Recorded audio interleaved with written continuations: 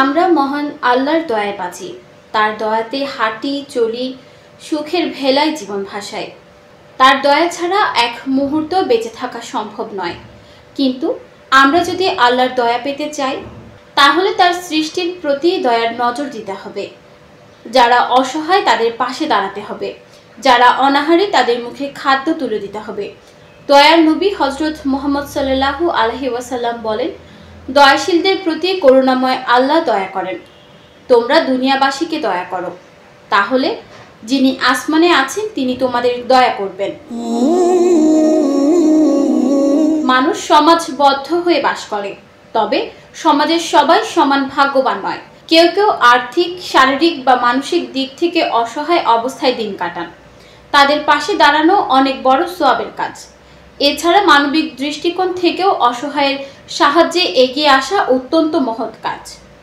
ইসলামে এই বিষয়টিতে খুব গুরুত্ব দেওয়া হয়েছে।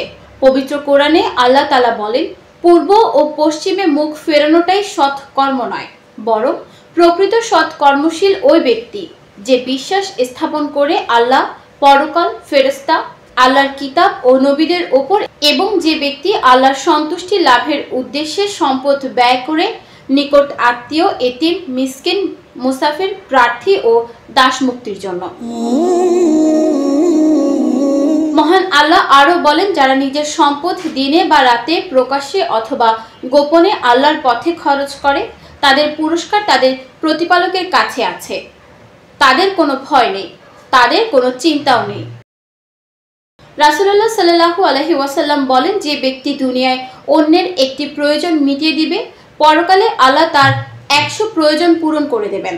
এবং বান্দার দুঃখ দুর্দশায় কেউ সহযোগিতার হাত বাড়ালে আল্লাহ তার প্রতি করুণার দৃষ্টি দেন।